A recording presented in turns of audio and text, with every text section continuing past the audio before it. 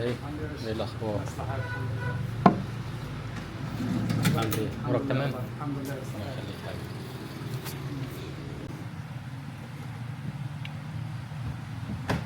السلام عليكم. يوم جمعة جديد ويوم جمعة جميل ان شاء الله. الجمعة هو يومي في الصيدلية. اليوم اللي باخد فيه شيفت كامل لوحدي، فعلشان كده بتلاقوني يعني ايه الفيديوهات او الفيديوهات اللي فيها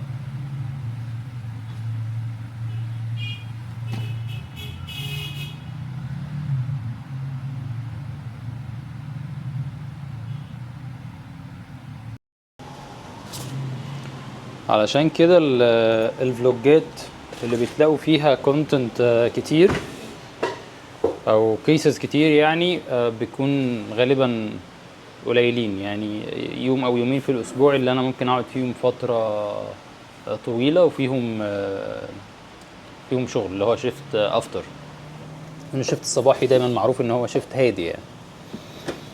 فان شاء الله النهارده يكون يوم لطيف ويكون فيه كيسز حلوة نستمتع بيها كلنا ان شاء الله مع بعض.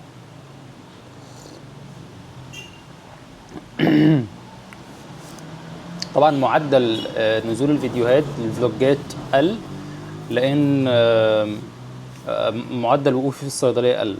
يعني انا بحاول اربط الفلوجز بس بالصيدليه مش اكتر من كده، او لو حاجه ريليتد للمجال بتاعنا، يعني حاجه مثلا تصوير الكورسات اللي انا بديها او حاجه زي كده، او رايح ادي محاضره في جامعه، يعني حاجه ريليتد لينا. فعلشان كده ممكن يعدي يوم يومين ثلاثة أسبوع مفيش حاجة تنزل، لأنه مفيش حاجة ريليتد للي احنا بنعمله أو للي أنا عايز أقدمه لكم أنا بعملها.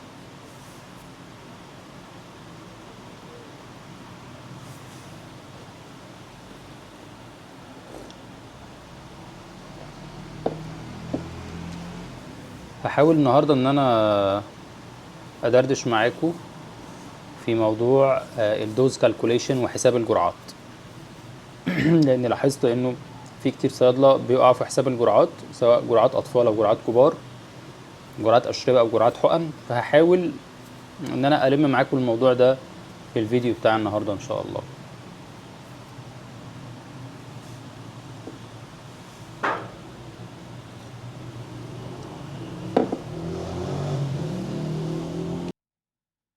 دلوقتي انا عندي جرعات الادويه او جرعات الادويه كلها عموما بتنقسم الى نوعين رئيسيين كبار، يا اما فيكسد دوزز جرعات ثابته، يا اما ويت بيزد دوزز. تمام، دي ثابته ودي معتمده على الوزن، وزن المريض. طيب ايه الاسهل فيهم مبدئيا كده؟ اكيد الاسهل هي الثابته، ودي اللي غالبا ماشي جرعات الكبار، جرعات الادلت. يعني ايه جرعات الكبار؟ يعني مثلا لما نيجي نقول شخص ادلت عنده وليكن urinary tract infection، عنده عدوى مسالك بوليه، فاحنا بنقول بياخد حاجه زي مثلا سيبرو فلوكساسين وليكن 500 مللي جرام مرة واحدة يوميا لمدة 5 أيام. ماشي، ال 500 مللي جرام دول رقم ثابت. يعني إيه؟ يعني الأدلت ده أو الشخص دوت لو عنده 17 سنة أو لو عنده 50 سنة مش هتفرق.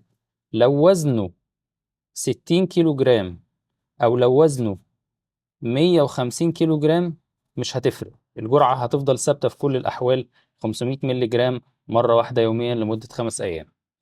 تمام، ده معنى الفيكسد دوز. والفيكسد دوز دي مش شرط تكون في الكبار بس، لكن هي غالبا في الكبار وأحيانا قليلا ماشي ممكن تكون في الأطفال.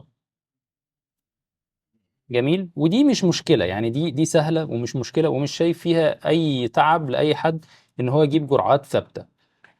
وهدي مثال على الجرعات الثابته، وهدي مثال على الويت بيزد دوزز بس كمان شويه. يبقى احنا من حيث المبدا عندنا جرعات ثابته فهمناها ايه هي، وعندنا الويت بيزد او الجرعات المبنيه على الوزن، ودي اللي هنفهمها دلوقتي. الجرعات المبنيه على الوزن هي جرعه بتزيد ماشي مع زياده الوزن، او خلينا نقول بتتغير، ده افضل من ان هي تكون بتزيد، بتتغير مع زياده وزن الشخص. الشخص ده برضه ممكن يكون ادلت، شخص كبير او طفل، ولكن هنا غالبا اطفال، وقليلا ما يكون كبار. يبقى احنا الويت بيزد غالبا ايه؟ اطفال. طيب ده الملخص بتاع القصه دي. حاجه اخيره عايز اختم بيها، انه الجرعات او الويت بيزد دوز دي بتعتمد على معادله. المعادله دي بتقول الاتي، او كله يعتبر في معادله بتقول الاتي. السلام عليكم. وعليكم السلام ورحمه الله وبركاته. اللهم صل على النبي. عايزة حاجة للبواسير. ليكي ولا لحد تاني؟ لا إله تعبانة ما هي عندي قديمة. يمكن عاشت على 20 سنة. 20 سنه عندك البواسير. عملتي عمليه قبل كده؟ ما عملتيش خالص. طيب البواسير خارجيه ولا داخليه؟ هي ظاهرة. بتخرج وثابته ولا بتخرج وترجع تاني؟ في بترجع في منها نسمة كده امم وتعبانة باجي لها شهر ملتهب، كنت باخد لها الأول مسكن كده ومريحة وتريحني فترة، بس المرة دي مش مريحاني خالص. بصي، طالما وصلت لمرحله ان البواسير بقت خارجيه وما بتدخلش ما ترجعش تاني كلها، بترجع ومش بترجع كلها. بصي عشان حاجة بسيطة عشان خالص. اكون صريح معاك، لازم يتعمل عمليه. أنا مش لو ماتت مش هعملها. ليه؟ معلش هتفضلي عايشه في الوجع ده كده على طول؟ أعمل إيه؟ طب هو الموضوع ولا راضي اروح لدكتور اصلا. في دكاتره حريم. في دكاتره حريم؟ اه مش لازم انا راجل. بخاف اقلع ضرسي. انا بخاف اقلع ضرسي، كان بيقول لي ضرسي وجعني عايز يقلعه، باخد له مسكنات وخايفه اروح اقلعه. ومع اني مخالفه 3 مرات قيصري، بس انا طب ده انت عامله اصعب عمليه بتتعمل. هو ده القيصري دوت بتفتحي 7 طبقات. البواسير دي عمليه يعني سهله خالص خالص، ده الدكتور بيدخل يروح شايلها وخلاص وتروحي. طيب هو انا هديلك دلوقتي حاجه بس برضه هتخدر وتسكن وبس، على كده مش حاجه هتعالج، لان انت خلاص في مرحله متقدمه. ماشي.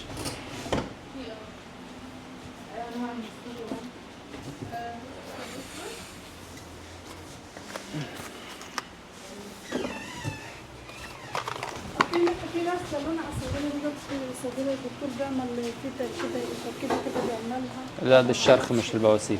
ما هو اللي عندي شرخ. لا انا كنت كاشفه مره من اللي زمان. انت بتوصفيه دوت بواسير. انا كنت كاشفه مره زمان ايام الدكتور عبد السلام الشكراني كان عايش. ماشي قال لي شرخ. شخصيه مره قال لي شرخ. بس اللي انت بتوصفيه ده مش شرخ. مش عارفه، هي حاجه بسيطه اللي نازله، بس كان جاي لي شرخ. حاجه بسيطه خالص. في دم؟ لا بواسير عادي، ممكن يكون كان في شرخ ولم، ممكن يكون في اتنين مع بعض بواسير وشرخ، بس اللي انت بتوصفيه دوت اكتر بواسير. عايزة محلول الملح وكنت بستنى ده اعمل كام طيب؟ ده؟ ازاي الاول؟ بعد كده ايه؟ تدهني من ده مرتين دوت عشان يهدي البواسير، وده مخدر عشان يهدي الألم، يسكن الألم. تدهني منه براحتك 3 4 5 مرات زي ما انت عايز. مش في مضاد حيوي ينشفها خالص ولا مش ينفع؟ مش هيفيد حاجة المضاد الحيوي، مش ينفع؟ مش هيفيد بحاجة، لا ملوش لازمة.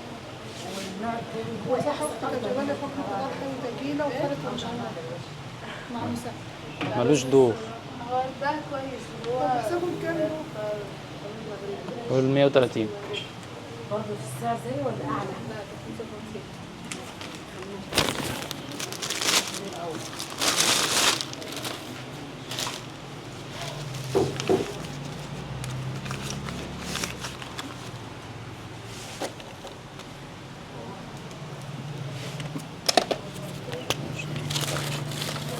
ده اللي مرتين الصبح وبالليل، والتاني عند اللزوم.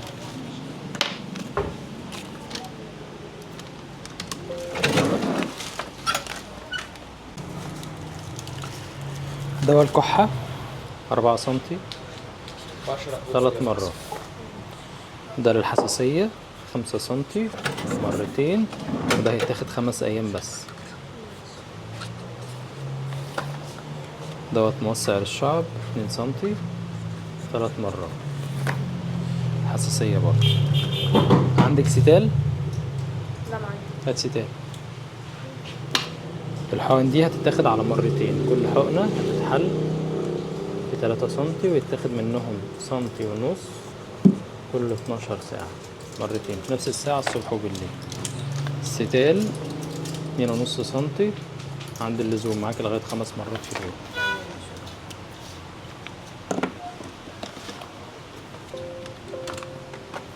هاتي سرنجتين 5 و4 أطفال، 4 رضع.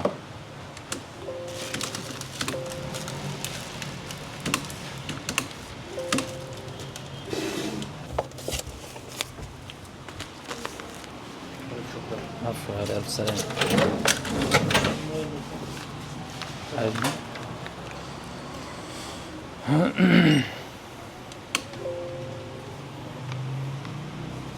ياخدها حد كبير ولا صغير؟ كبير. متعود عليها ولا ايه؟ طبل. كنت عايز اقول لك لو حد لسه صغير ما يتعودش عليها. لا هي ست كبيرة القطرة دي ولا ايه؟ قليل. بص يا ابو محمد، فايبر ما اشتغلش هنا؟ لسه. الحقنة دي هتتحل في 3 سنتي وهيتاخد منها سنتي ونص كل 12 ساعة على مرتين يعني. ماشي. الصبح واخر النهار؟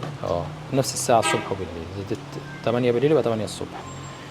دوت عشان الرشح والبرد 10 نقط بالفم مساء مرة واحدة. ستال السخونية 2.5 سنتي، معاك لغاية 5 مرات في اليوم عند اللزوم. مش السخونية دي؟ خلاص نشيله. دوت للكحة 5 سنتي 3 مرات. تمام.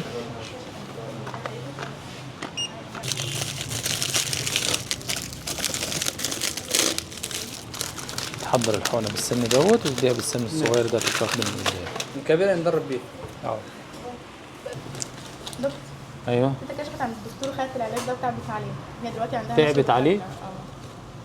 تعبت، خدته تعبت وجالها نشر في جسمها. هي لما راحت كشفت اصلا كانت بتكشف ليه؟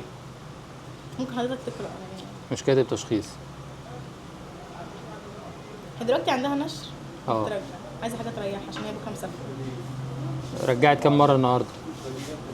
ركزي معايا. مين اللي تعبان؟ السلام عليكم. تيتا. رجعت كام مرة على الله؟ مرة، مرتين، 5؟ لا، في مش اسهال؟ كتير كده يعني. لا، في سخونية؟ عندها نشر بس جسمها تعبانه يعني. مهمدة كده؟ يعني رجعت كتير لغاية لما همدت ولا ايه؟ مش عارفين اي حاجة؟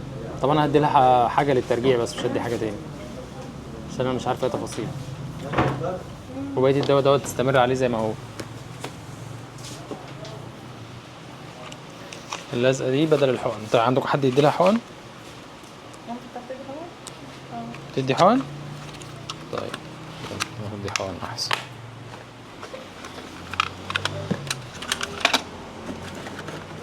ان شاء الله هدي مفعول. ان شاء الله باذن الله. تاخد حقنة دلوقتي وحقنة بكرة قبل ما تسافر عشان ما ترجعش في الطريق.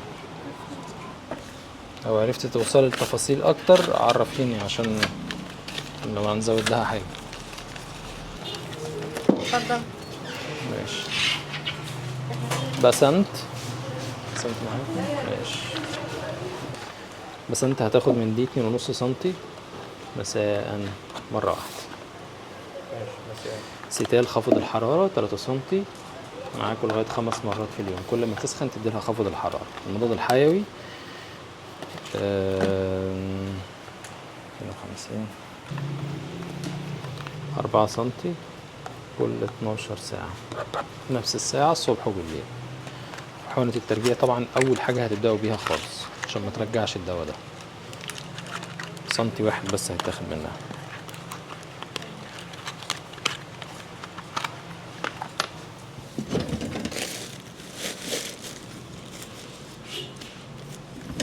ممكن تديها سنتي انت دلوقتي هنا. ممكن عادي. انت بتكررها ولا دي اول مره؟ كررها. سيليا ايوه سيدي.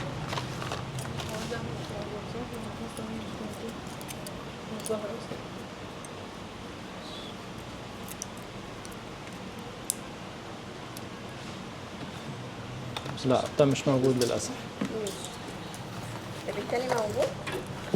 ليه؟ الكونكور ده 10 نقط للفم مرتين عشان الصفرة، وده للمغص والانتفاخ 8 نقط بالفم عند اللزوم.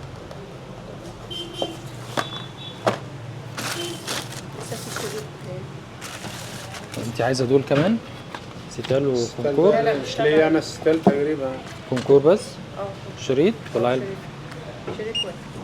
والسرنجات السكر الطبيعية. كونكور 5 عادي. 5 عادي. عنده قد ايه؟ دي 6 سنين. 6 سنين.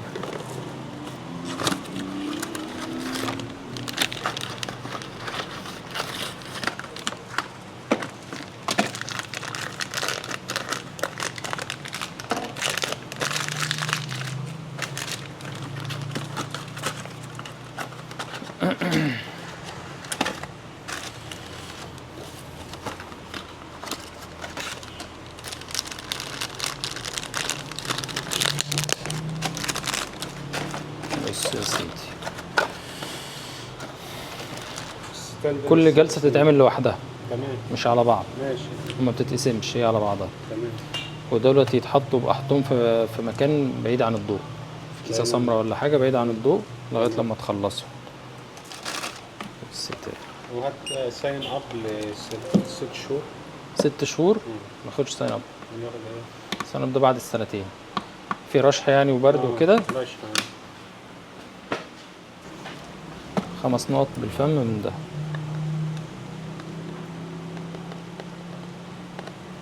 مرة واحدة مساء. ولو عندك نقط الأوتريفين اللي هي بتاعة البيبي اللي بتنظف المناخير يبقى استخدمها برضو معاك. ده في الفم. بالفم 5 نقط بالفم. الشنطة السمراء بقى بالمرة نعمل القلب بتاع ده عشان ما انساهاش انا. ماشي عينيا. دوت الطفل اسمه ايه؟ ده موسى. ماشي محتاج. موسى عشان ما تلخبطوش.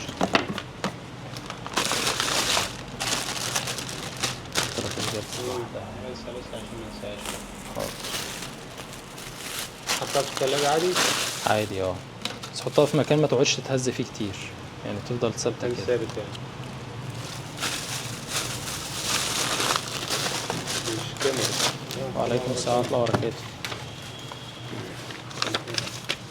بص يا سيدي، المضاد الحيوي ده 5 سنتي كل 12 ساعة، نفس الساعة الصبح وبالليل. وعليكم السلام ورحمة الله وبركاته. ده 5 سنتي مرتين بس، دوت أسبوع واحد بس. ده موسع للشعر 2 سنتي 3 مرات. وديت بخاخة ولا بتنضف. بعد ماشي. لا عادي مش هتفرق، بالنسبة يعني بعد الوقع عادي ولا فوق؟ كله عادي. ديت دوت كم مرة؟ سبراي تنظيف كم للمناخير مرة؟ عند اللزوم، معاك لغاية 3-4 مرات مفيش مشكلة. بتنفك؟ ايه؟ كم واحدة بتنفك محلول؟ واحدة بس هتلاقيها بودرة. طب دي لما تتفك لها ما عادش ولا عادي ده أنا معاك لغاية أسبوعين بعد ما بتتحل. بس هي أصلا مش هتقعد، أنت هتخلصها في 3-4 أيام. يترج كويس قبل كل استخدام. إيه بابا؟ عاوز علبة لبن نور واحد. مريد؟ فريدة؟ مريم؟ ريم؟ ده مش هخبطها الاسم خالص. دوت عشان الرشح والبرد اللي عندها هتاخد منه 5 سنتي، 2.5 سنتي بس، 2.5 سنتي مرة واحدة مساء. ودوت عشان الالتهابات الفيروسية اللي عندها 5 سنتي 3 مرات.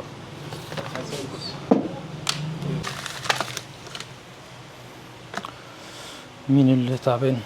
ماما عندها مشكلة. طيب ده 3 مرات يوميا قبل الأكل بنص ساعة. ده عشان الالتهاب والورم اللي عندها. هي ايه الركبة. طيب قرص 3 مرات قبل الأكل. ماشي. تخلص العلبة. هو عايز تمشي عليه 10 أيام علبة يعني. وده دهان مرتين يوميا وتمشي عليه 15 يوم. دوت تاخد منه شريط واحد بعد الفطار كل يوم 10 أيام. ده مسكن ومضاد للالتهاب. ده كام يوم؟ 10 أيام، 10 أقراص 10 أيام. ماشي كل اسبوع. اه. والحقن دي كل يوم حقنة 6 أيام يوميا. بس طالما دوت بعد الفطار خلي الحقنة بالليل. تمام ماشي. ولا مساء.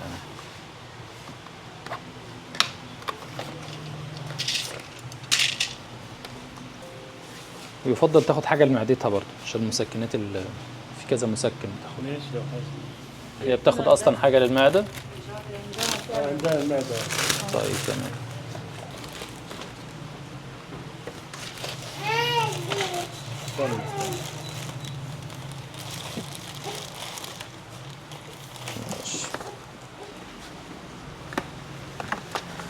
ده ليك انت بقى. ماشي. الفوار دوت 3 مرات يوميا. كيس زائد كوب ماء. والدهان دوت رجلك اللي تعباكي دهان مرتين او 3 مرات. بس انا مش عارفه الدهان يعني الركبه بنفسها يعني رجلي ورا. ايه اللي تعبك؟ رجلي كلها من الركبه لتحت. ما سالتوش عن لا اديني على المفاصل بقى. وده عايز منه شريط كل يوم قرص بعد الفطار.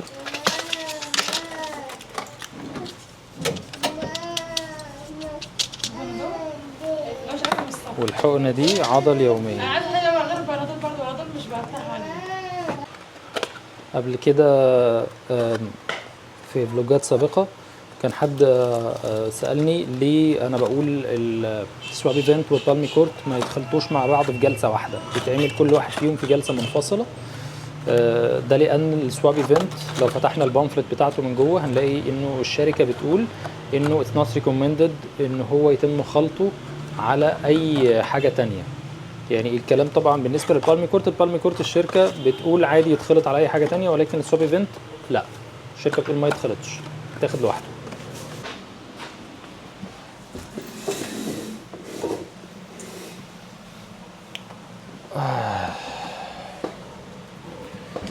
مش عارفين نلاقي وقت نعمل حساب الجرعات بتكون ازاي، بس يعني هحاول ايه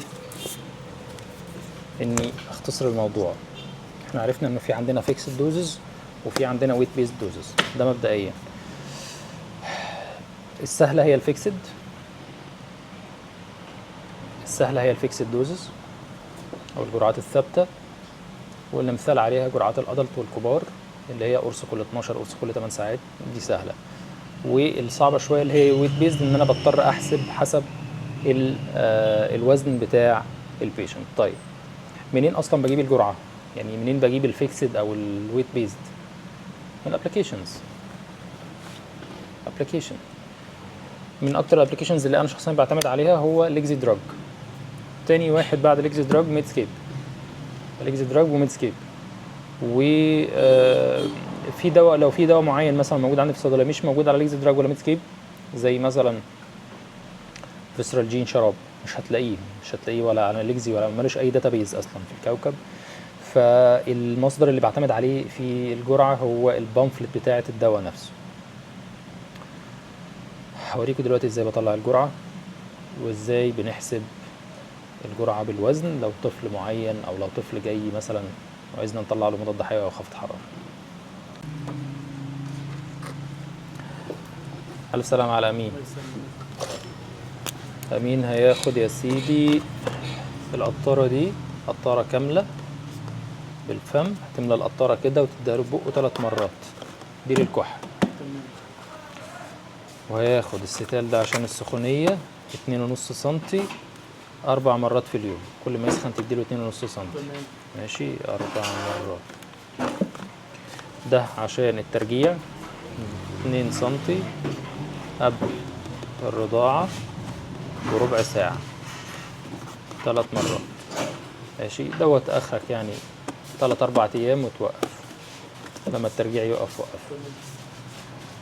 ده عشان تنظيف المناخير، هترش كده في كل ناحية مرتين 3 عند اللزوم، كل ما تلاقي مناخيره مكتومة او في عنده رشح شديد تنظف مناخيره بيه. الحقنة دي المضاد الحيوي هتحلها في 2 سنتي، ويتاخد من ال 2 سنتي دول سنتي واحد بس كل 12 ساعة، نفس الساعة الصبح وبالليل. يعني الحقنة الصبح وبالليل. اذا اديت 8 بالليل تدي 8 الصبح. هنضرب مثال بالستال.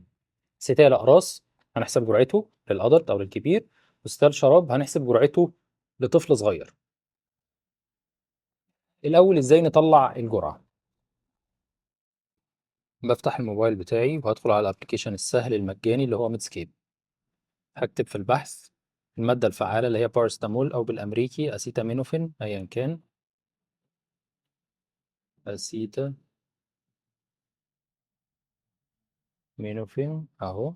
بدخل عليه وبعدين بختار الدوزج والانديكيشن، وبعدين طبعا انا في عندي فوق ادلت وفي بيدياتريك، انا بشتغل على الادلت. بنزل ادي الجرعه في الانالجيزيا والفيفر كمسكن وخفض حراره.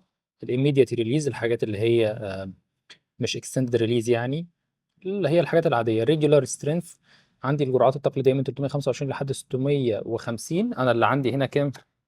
500، وسط ما بين ال 325 و 650. بي او عن طريق الفم كل 4 ساعات. بي ار ان عند اللزوم، ماشي معايا كل 4 ساعات. والماكسيمم دوز لا تتخطى، المفروض اللي هي لا تتخطى 3250 مللي جرام في اليوم، ماشي. وتحت إشراف طبي ممكن الجرعات توصل لحد 4 جرام يوميا. كل الكلام ده موجود فين؟ في الميدسكيب اهو. إذا أنا عرفت إن الجرعة بتاعة الستال هتكون قرص واحد معايا كل 4 ساعات، بحد أقصى 4000 مللي جرام في اليوم، يعني أقصى حاجة 8 أقراص من الدواء ده يوميا. بكل بساطة مش محتاج معادلة، مش محتاج أحسبها بورقة وقلم، مش محتاج أي حاجة. خلاص، فيكسد دوز، جرعة ثابتة. طيب بالنسبة بقى للستال شراب، هنروح على الأطفال. في الأطفال هنبدأ ننزل عشان نشوف استخدام الدواء ده كفي البين ريليف أهو، بين أند فيفر ريليف كمسكن وخفض حرارة.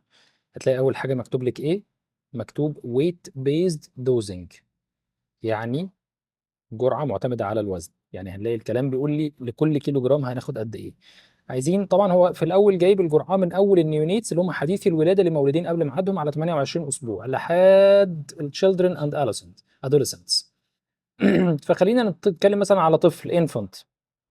في الانفنت او في الاطفال العاديين اللي هم لحد عمر سنه بنقول انفنت، الطفل بياخد من 10 ل 15 مللي جرام لكل كيلو جرام بير دوز في الجرعه الواحده. بي او عن طريق الفم كل 4 الى 6 ساعات. بي ار ان يعني عند اللزوم. نوت تو اكسيد الماكسيمم دوز في المره الواحده 15 مللي جرام بير كي جي بير دوز، او في اليوم كله ما يعديش 75 مللي جرام بير كي جي بير داي. طيب خلينا نحسبها. مثلا لو عندنا طفل وزنه 15 كيلو جرام، ازاي هنحسب له الجرعه دي؟ المعادله هي، عايزكم تحفظوها زي اسمكم، الدوز اللي احنا بنحسبها بتساوي، ناخد الخط كده ونكتب الدوز اللي احنا طلعناها من الابليكيشن بالملي جرام في الويت وزن الطفل في حاجه اسمها الفوليوم على الكونسنتريشن بتاع الدواء. طيب الدوز بتاع الدواء اللي هي دي، خلينا ناخد واحده واحده كده. دي اوريدي جبناها من ميدسكيب، ماشي، او ممكن نجيبها من ليكزي دروج، او يعني اسوأ الاحوال البامفلت بتاعه الدواء نفسه. خلاص، وزن الطفل ده اوريدي بيكون معانا من الميزان او الام او مكتوب في الروشته. نيجي بقى للفوليوم والكونسنتريشن. ايه الفوليوم والكونسنتريشن؟ لما نيجي نبص على علبه الستال هنلاقي ان علبه الستال مكتوب عليها تركيز 250 مللي جرام في كل 5 مللي. 5 مللي دول هم دول الفوليوم او الحجم اللي دايب فيه التركيز اللي هو 250 مللي جرام. يبقى ده الكونسنتريشن وده الفوليوم. فلما نيجي نعوض بقى في المعادله دي هيبقى نفس الحالة بالظبط، احنا قلنا طفل وزنه 15 كيلو جرام، عايزين نديله سيتال خافض حرارة. فهنعوض في المعادلة، هتساوي، هنشد الخط، الدوز احنا طلعناها من الابليكيشن، قلنا من 10، لو نفتكر، من 10 ل 15 مللي جرام لكل كيلو جرام بير دوز، دي في الجرعة الواحدة. خلينا ناخد على الحد الأدنى اللي هو 10، يبقى 10 في وزن الطفل 15 في الفوليوم اللي هو كام 5 مللي على الكونسنتريشن اللي هو كام 250، هتساوي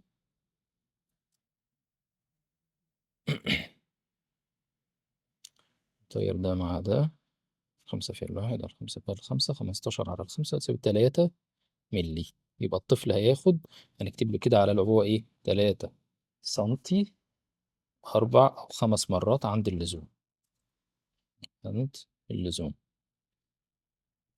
ماشي، يبقى دي الجرعة بتاعت الستال للطفل ده، سهلة وبسيطة. دلوقتي أنا هسألكوا سؤال وانتوا قولوا لي الإجابة في التعليقات. عندنا طفل وزنه 12 كيلو جرام، ماشي، هنديله بروفين شراب كخافض حرارة، هياخد قد إيه من البروفين شراب؟ عايزكوا تقولوا لي في التعليقات. وعلشان أسهلها عليكم، ده تركيز البروفين أهو. أوكي، كده معاكم وزن الطفل 12 كيلو، ومعاكم تركيز البروفين، ناقص بس تدخلوا على الابلكيشن تجيبوا الدوز وتحسبوا في المعادلة اللي أنا قلت لكم عليها. سهلة بسيطة. وعليكم السلام ورحمة الله وبركاته. ثانية واحدة بس. راحتك. لا خالص. بسم الله. لا السلام عليكم، اتفضل. شبه اتفضل. تمام. تكسا كورت. تمام ماشي اوكي. ماشي اتفضل. شكرا لك. شكرا لك. 5 نقط. ماشي. ده انت رقم. تمام. رقم. ماشي يا دكتور. شاكرين كده يا دكتور. 5 نقط بالفم مساء، وده دهن 3 مرات على أماكن الحساسية. 5 نقط بالفم؟ بتحطوا ال5 مرات. طفل صغير. تمام.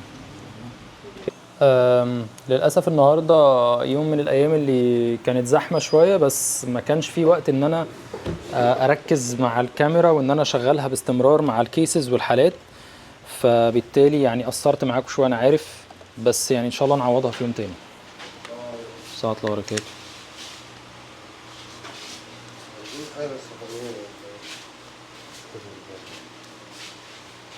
عنده كام شهر؟ لسه سنة ونص. واخد التطعيم؟ واخد حوالي سنة. واخد التطعيم من 4 أيام؟ في أي حاجة تاني غير السخونية؟ في رشح؟ بياكل عادي ويرضع عادي؟ لا مقطع الأكل بقاله شوية. يلا قد إيه؟ غير 4 أيام. برضو؟ اديتيله أي أدوية؟ بديله دواء السخونية والبوس بروفين بس. بقاله كام يوم بياخد بروفين كده؟ بقاله زي 4 أيام برضه يوم الحب. هو إيه الحقنة اللي خدها؟ حاولنا بعد التطعيم سنة ونص. سنة ونص. طيب ممكن نبص على زوره؟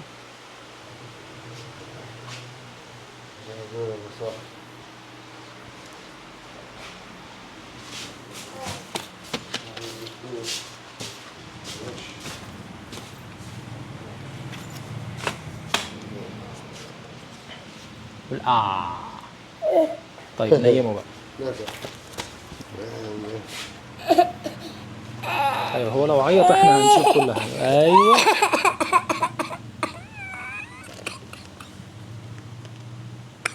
في صديد عنده على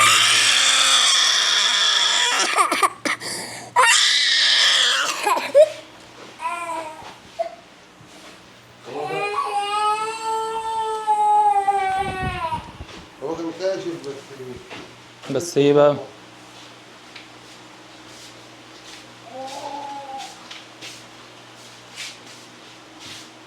بس ايه؟ كان كشف على الدكتور احمد سعيد، وبعدين كان عنده دور برضه سخونيات امتى؟ من 10 ايام 10 ايام اه خف وخلص العلاج بتاعه. اخد مضاد حيوي؟ شرب ولا حقن؟ كان شرب وحار شرب وحقن. مش عليه كام يوم؟ 3 حقن 3 أربع حقن. حملات 4 حقن؟ اه ماشي. بس هو خف وبعدين يجي خد الحقنه اللي هي سخن من ساعتها. والفيروس اللي ماشي في الجو دي بقى احنا جنبه. هو عنده في زوره الفيروس اللي في أيوة. الجو ده. اه بتديله اي حاجه للرشح والزكام ده؟ عند الدكتورة دي. اللي هي الاوتريفين بيبي اللي لونها لبني؟ اه مش كفايه. لونها ورد كده. دي اللي أنا موجود. ده ده جاي من عندك يعني؟ متاكد؟ مكتوب عليه مضاد للفيروسات؟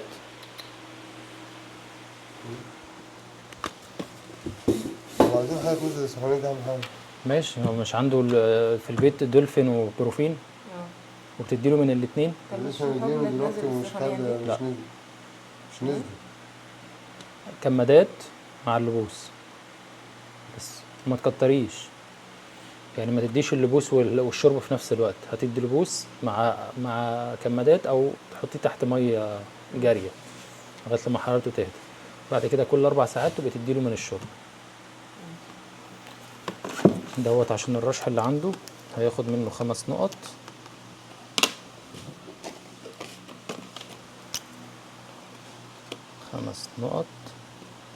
بالفم مرة واحدة مساء. وده عشان الفيروس اللي عنده في زوره. هو عنده قد ايه؟ سنة سنة ونص. وزنه قد ايه؟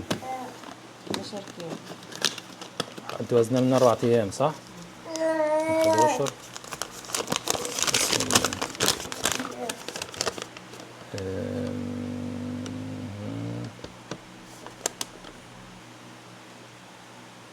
مللي لكل كيلو.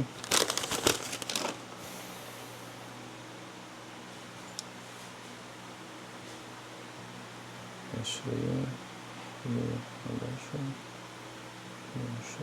ماشي.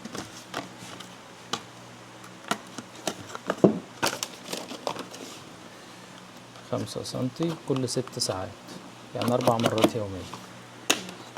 وده 5 نقط مرة واحدة بس كده. انت عندك الدولفين 12 ونص. وايه تاني؟ بروفين هياخد منه 6 سنتي. لا مش بروفين، عندي اللي هي العزيزة اللي طالعة جديد الصغيرة دي. سيتال؟ لا مش ستين. تمبورال؟ حاجة كده. طيب تمبورال هياخد منه لو هو 11 كيلو باخد 4 سنة. 15 هياخد 3 ونص أقصى حاجة على وزنه. باخد 107. لا مع اللبوس والتمبورال اللي معاك مش محتاج حقن ولا حاجة. كام بيوم؟ طبعا كالعادة بناخد وقتنا واحنا بنحسب الجرعات. لو انا في دوز نسيها مش متأكد منها، عادي جدا اطلع البامفلت او ابحث على الموبايل. بس انا استسهالا يعني طلعت البامفلت بصيت فيها وحسبنا جرعة الفيروستات ليه. طبعا الولد بصيت على زوره لقيت فيه الشكل بتاع حاجة شبه الألسرز كده على التونسلز، مش الصديد الابيض التقليدي بتاع البكتيريا التونسلايتس. الهيربس بتكون رايحه اكتر ناحيه ان هي تبقى شبه الالسرز كده. فهو عنده غالبا فيرال تونسلايتس. الحقيقه هو يعني ممكن ما ياخدش اي حاجه خالص وهتروح كده كده مع الوقت. اهم حاجه بس ان احنا نعالج الاعراض اللي هي حاجات مسكنه وحاجات خافضه للحراره. فحسبنا لها جرعه التمبورال، حسبنا لها جرعه الفيروستات، والبروفين بس هي طلعت انت ما تستخدمش بروفين. بالمناسبة بروفين عليك وتحسبوا الجرعة. كيس عادية زي ما كنا لسه بنتكلم النهاردة عن حساب الجرعات. فده عادي جدا جدا في يومك الصيدلي ان انت تحسب الجرعة مرتين 3 4 في اليوم لأطفال أو لكبار. فاللي لسه ما بيعرفش يحسب الجرعات لازم يتعلم حساب الجرعات. ما لا يسع الصيدلي جهله، حساب الجرعات. يلا يعني رزقنا كده كيس تطبيقية عملية جت في الآخر كده ايه نختم بيها اليوم. أتمنى إنه فلوج النهاردة يكون مفيد، وأتمنى إنه لو في عندكم أي كومنتس على موضوع حساب الجرعات أو لسه في حاجة مش واضحة أو مش مفهومة قولوا لي في الكومنتات ونظبطها الفلوج الجاي. دمتم بكل خير، إلى اللقاء.